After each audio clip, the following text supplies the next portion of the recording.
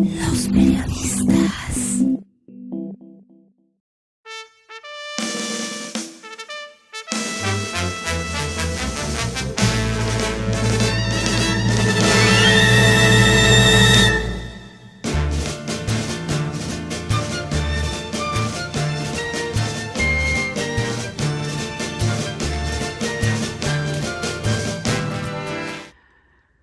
Salacaín había hecho un recorrido por el oriente de la ciudad, por la zona de San Francisco, donde tantos recuerdos tenía.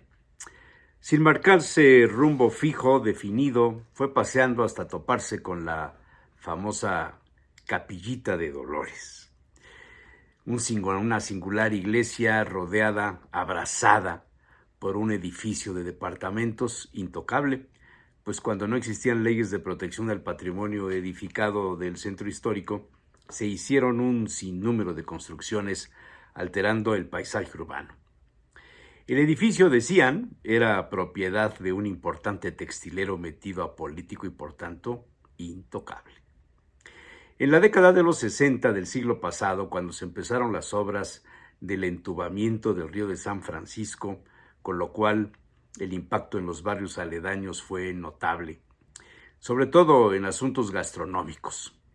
Muchos zaguanes soportaron por décadas improvisados comedores, cenadurías, antojerías, y la zona cobró fama por los guajolotes de la 8 Oriente, las chalupas, por supuesto, el chile atole, los molotes, las pelonas a la salida de los espectáculos de carpa o de circo, instalados en un terreno próximo a la Capilla de Dolores, donde se daba el permiso para levantar las carpas.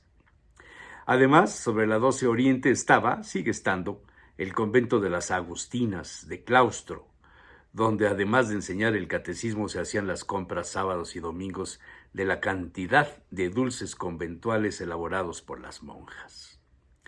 Salacaín caminaba en la zona y recordaba los negocios, los talleres eléctricos automotrices, la venta de baterías, la limpieza de bujías y platinos, el servicio Valdés, donde los poblanos llevaban sus automóviles al cambio de aceite, lavado de chasis, engrasado de rótulas y quién sabe cuántas cosas más.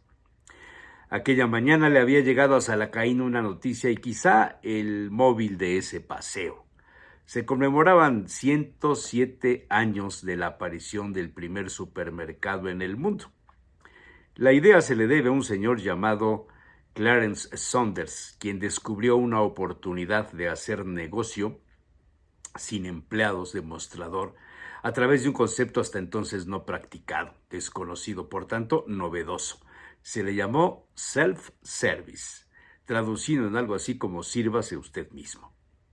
La costumbre de los abarrotes y comercios de ingredientes alimenticios pasaba por pararse frente al aparador, pedir los productos al empleado o casi siempre al dueño del establecimiento, quien los ponía en una envoltura de papel periódico o de estraza.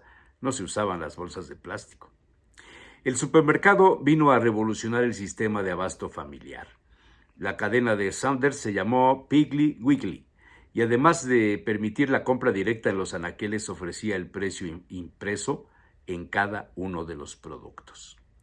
Pues precisamente por esos rumbos donde caminaba aquella mañana, el aventurero Salacaín recordó el primer supermercado de Puebla. Estuvo en los bajos de un edificio construido en la esquina de la 12 Oriente y la 6 Norte, frente al Hospital Montaño y a una calle de las terminales de autobuses Flecha Roja. El negocio aquel se llamó Minimax y resultaba muy atractivo a los chamacos de la época, quienes descubrieron cómo sustraer golosinas, chiclosos, paletas en los bolsillos sin pagarlos. Tan solo le ponían a la cajera un producto y lo pagaban, mientras en las bolsas de los pantalones se llevaban una buena ganancia. Un día el propietario se dio cuenta y colocó a un vigilante, pero el daño ya estaba hecho. Pocos años duró el establecimiento Minimax, hasta la llegada de la Comercial Mexicana de la 5 Sur, entre la 19 y la 21 Poniente, llamada coloquialmente por los poblanos La Comer, con estacionamiento propio y carritos metálicos para la compra. Esa fue, en realidad, la primera tienda de la clasificación conocida como de grandes superficies. En todo esto pensaba Salacaín en su recorrido de regreso. Las calles adornadas con banderines tricolores, elementos patrios para las celebraciones del llamado grito de independencia, donde la comida era uno de los valores más importantes para las familias de los barrios antiguos, antes de las llamadas noches mexicanas. La gente celebraba en las calles del barrio, se organizaban cenas, se usaban los patios de las vecindades, se adornaban y cada familia aportaba algún alimento. El chile atole, el pozole, el mole de panza, el menudo, las tostadas embarradas de frijoles y completadas con lechuga o col, salsa y a veces queso añejo o crema, las pelonas bien fritas y rellenas de carne deshebrada, los guajolotes casi en extinción y por supuesto no podían faltar las semitas y las chalupas poblanas.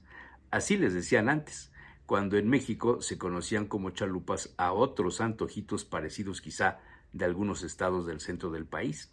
Para diferenciarlas, la gente decía chalupas poblanas. Pero había muchos otros guisos.